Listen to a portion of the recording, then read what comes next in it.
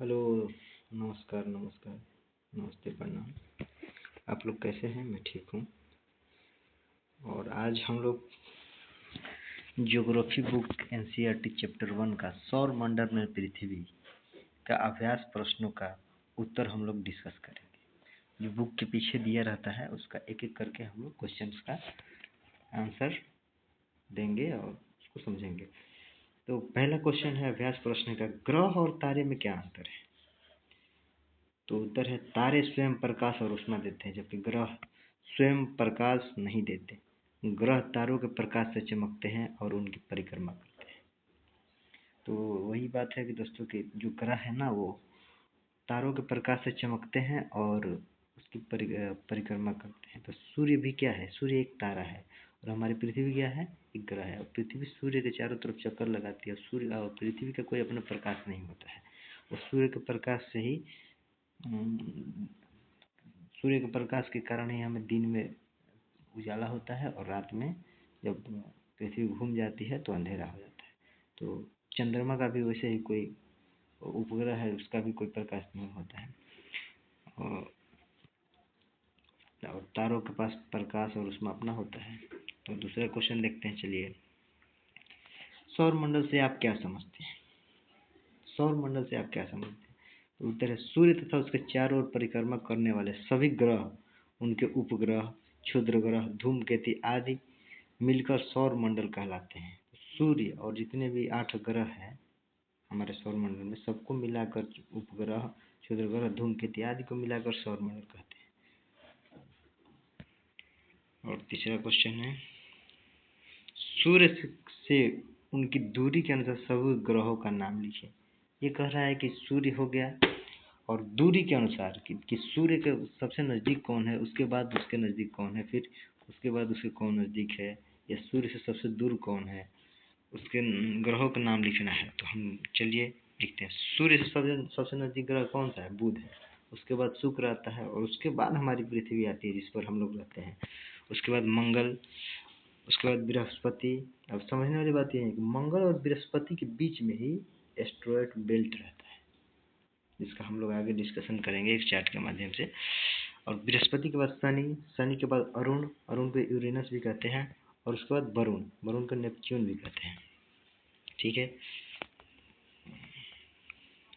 और चौथा क्वेश्चन, पृथ्वी को अद्भुत ग्रह क्यों कहा जाता है?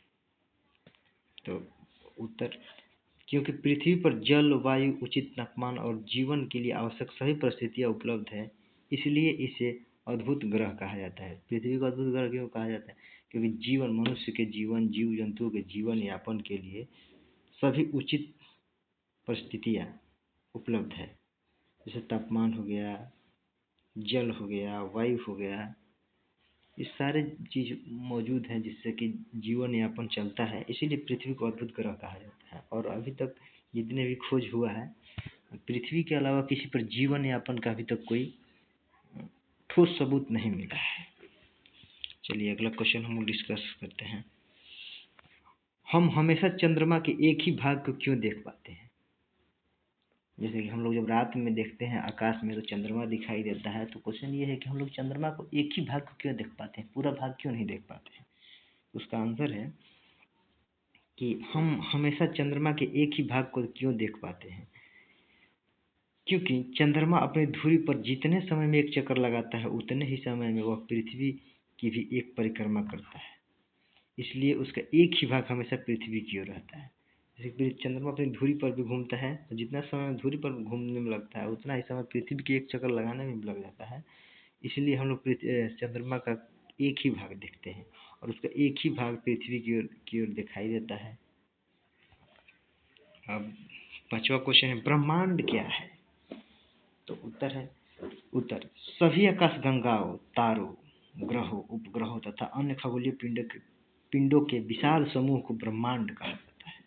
ब्रह्मांड में सब कुछ आ जाएगा, आकाशगंगा, तारा, ग्रह, उपग्रह, जितने भी आकाश में सारी चीज हैं वो सब ब्रह्मांड में आ जाएंगे। यहाँ तक पृथ्वी, सब कुछ। अब यहाँ से ऑब्जेक्टिव क्वेश्चन आ जाते हैं आपकी बुक में। तो ऑब्जेक्टिव क्वेश्चन ध्यान दीजिए। दूसरा क्वेश्चन, चित्र में दिए गए सही उत्तर चिन्हित कीजिए। के सभी प्रश्नों के उत्तर उनका संक्षिप्त विवरण नीचे दिया गया है। ठीक है, तो हम लोग डिस्कस करते हैं। ये देखो ऑब्जेक्टिव क्वेश्चन है, लेकिन हम क्या लेके आए हैं, ऑब्जेक्टिव क्वेश्चन के साथ साथ उसका व्याख्या, ताकि आपके समझने में कोई दिक्कत नहीं हो। किस ग्रह को पृथ्वी के जुड़वा ग्रह के नाम से जाना जाता है? तो शुक्र ग्रह को पृथ्वी के जुड़वा ग्रह के नाम से जाना जाता है।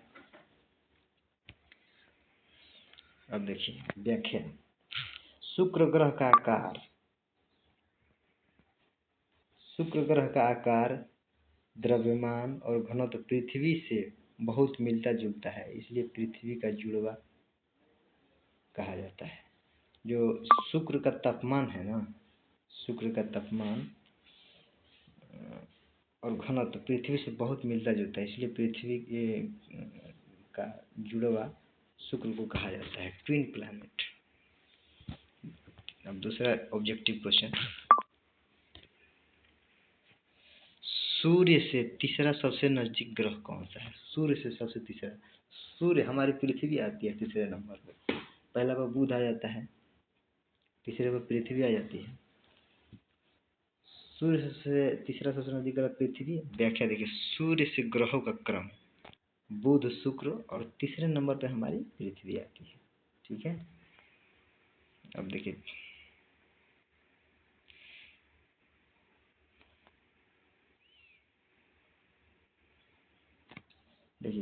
बुध, शुक्र और पृथ्वी तीसरे नंबर पर, चौथे नंबर पर मंगल, इसीलिए तीसरा ग्रह पृथ्वी है। और तीसरा क्वेश्चन, सभी ग्रह सूर्य के चारों ओर किस प्रकार के पथ पर चक्कर लगाते हैं? तो ऑब्जेक्टिव क्वेश्चन है ग, दीर्घवृत्ताकार। अब देखिए व्याख्या, केपलर के प्रथम नियम के अनुसार सभी ग्रह सूर्य के चारों ओर दीर्घवृत्ताकार कक्षा में परिक्रमा करते हैं। तो केपलर के प्रथम नियम जो हो गया ना, वो यही कहता है कि सूर्य के चारों ओर दीर्घवृत्ताकार कक्षा में परिक्रमा सभी ग्रह करते हैं। और ध्रुव तारे से किस दिशा का ज्ञान होता है? उत्तर देखिए, उत्तर है उत्तर दिशा। जो हमारा ध्रुव तारा है ना, अगर पृथ्वी से आकाश में देखेंगे तो ध्रुव तारा पृथ्वी के उत्तर में दिखाई देता है। ध्रुव तारा हमेशा उत्तर दिशा में दिखाई देता है, इसलिए उसका उपयोग दिशा ज्ञात करने के लिए भी किया जाता है। अगर रात में कभी हम कहीं जा रहे हैं और दिशा का ज्ञान हमें नहीं हो रहा है, तो देखेंगे कि उत्तर दिशा में ध्रुव तारा दिखाई देगा, और उस तरफ अगर हम मुख करके खड़े हो जाएंगे तो हमारे दाहिने हाथ की तरफ पूरब हो जाएगा, बाएं हाथ की तरफ पश्चिम, और हमारे पीठ के पीछे दक्षिण दिशा हो जाएगा। चौथा ऑब्जेक्टिव क्वेश्चन हो गया, पांचवा पढ़ते हैं। क्षुद्र ग्रह किन कक्षाओं के बीच पाए जाते हैं?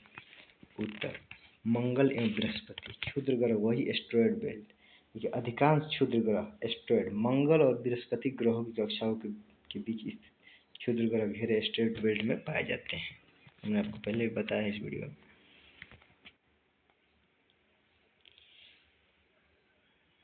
सभी सही उत्तर एक साथ।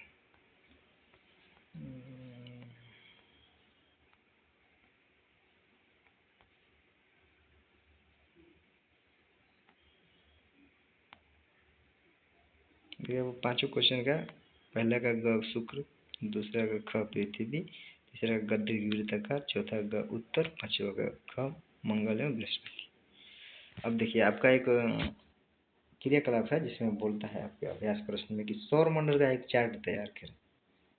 तो सौर मंडल का हम चार्ट तैयार किए हैं। देखिए सौर मंडल का चार्ट, हमारा ये सूर्य हो गया, और सूर्य के बाद बुध, शुक्र, बुध को मरकरी, शुक्र को वेनस, पृथ्वी को अर्थ, मंगल को मार्स, क्षुद्र ग्रह बेल्ट, मंगल और बृहस्पति के बाद यही एस्ट्रॉयड बेल्ट क्षुद्र ग्रह बेल्ट पाया जाता है।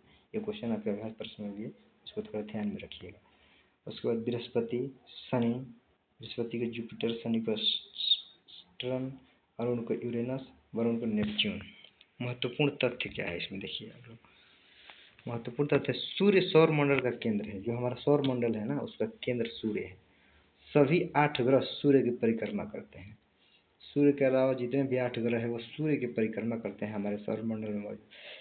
पृथ्वी एकमात्र ज्ञात ग्रह है जहाँ जीवन पाया जाता है। पृथ्वी ही एकमात्र अभी तक ज्ञात ग्रह है जहाँ जीवन पाया जाता है। मंगल और बृहस्पति के बीच क्षुद्र ग्रह घेरा स्थित है। मंगल और बृहस्पति के बीच क्षुद्र ग्रह घेरा स्थित है।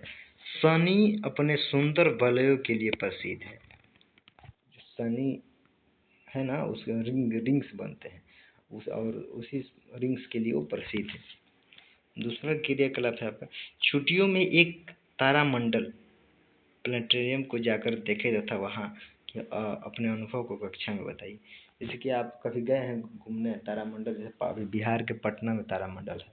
जब 8वीं कक्षा में रहते हैं, आप पढ़ते हैं, तो आपको लेके जाया जाता है सरकारी स्कूलों के माध्यम से भ्रमण यात्रा या बिहार सरकार द्वारा घूमने के लिए 8वीं कक्षा के बच्चों को ले जाने के लिए एक कोई योजना होती है, उसके तहत सभी बच्चे जाते हैं।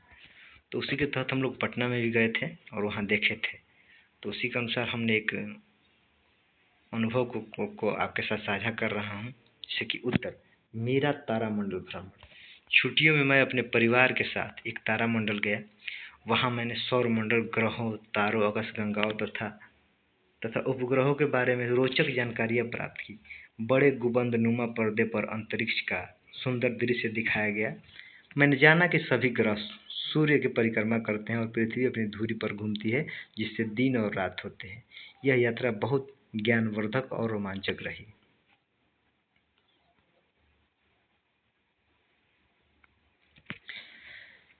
इससे मेरा अंतरिक्ष के प्रति रुचि और बढ़ गई। अब व्याख्या देखिए, तारामंडल एक ऐसा स्थान है जहां अंतरिक्ष, ग्रहों और तारों की जानकारी चित्रों एवं चलचित्रों के माध्यम से दी जाती है।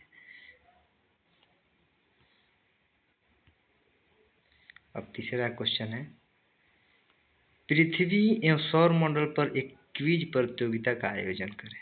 देखिए, क्विज प्रतियोगिता क्या होता है? जैसे कोई आपसे क्वेश्चन पूछता है या आप किसी से क्वेश्चन पूछते हैं और दूसरा उसका आंसर देता है, या कोई दूसरा आपसे क्वेश्चन पूछता है और आप उसका आंसर देते हैं, या ग्रुप में भी बच्चे ऐसा करते हैं, इसको क्विज कहते हैं। तो एक हम आप लोगों के लिए एक नमूना क्विज तैयार किए हैं, क्वेश्चन आंसर वाइज। आप उसको देखिए। सौर मंडल का सबसे बड़ा ग्रह कौन सा है? तो सौर मंडल का सबसे बड़ा ग्रह बृहस्पति है। दूसरा क्वेश्चन, पृथ्वी का एकमात्र प्राकृतिक उपग्रह कौन है? पृथ्वी का एकमात्र प्राकृतिक उपग्रह हमारा चंदा मामा है, जिसको हम लोग चंद्रमा कहते हैं। सूर्य से सबसे निकट ग्रह कौन सा है? तो सूर्य से सबसे निकट ग्रह कौन सा है? बुध है। ये कई बार क्वेश्चन हम लोग अभी इसी वीडियो में डिस्कस कर चुके हैं, तो आप लोग इसको थोड़ा ध्यान में रखिए। पृथ्वी को नीला ग्रह क्यों कहा जाता है?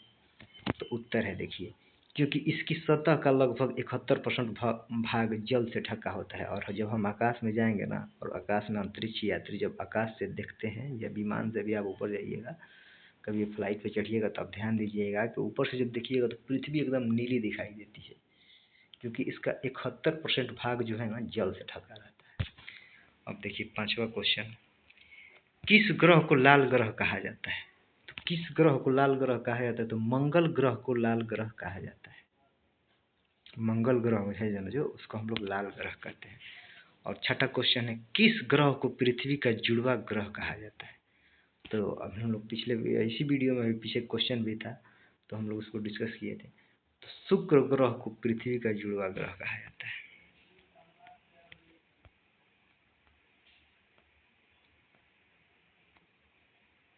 देखिए, सबसे अधिक उपग्रह किस ग्रह के हैं? तो सबसे अधिक ग्रहों के भी उपग्रह होते हैं, जैसे पृथ्वी का उपग्रह है चंद्रमा। तो सबसे अधिक उपग्रह किस ग्रह के हैं? तो शनि ग्रह के सबसे अधिक उपग्रह है। 8वां क्वेश्चन है, सभी ग्रह किसकी परिक्रमा करते हैं? तो सभी जो ग्रह है ना, सूर्य की परिक्रमा करते हैं। क्षुद्र घेरा किन दो ग्रहों के बीच स्थित होता है? तो क्षुद्र घेरा है ना, जो मंगल और बृहस्पति के बीच स्थित है। अब 10वां क्वेश्चन है, पृथ्वी पर जीवन संभव होने का मुख्य कारण क्या है? तो पृथ्वी पर जीवन संभव होने का मुख्य कारण है जल, वायुमंडल और उपयुक्त तापमान। तो इसी के साथ हमारा आप इस चैप्टर 1 ज्योग्राफी का सौर मंडल में पृथ्वी का सभी क्वेश्चन का हम लोग आंसर वाइज डिस्कशन कर लिए हैं। और मेरे चैनल फ्री स्टडी सेंटर 0001 का को आप लोग सब्सक्राइब और शेयर कीजिए, ताकि हमारा भी मनोबल बढ़े।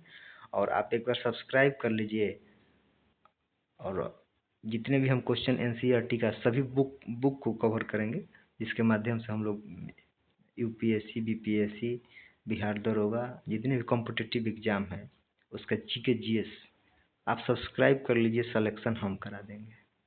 धन्यवाद।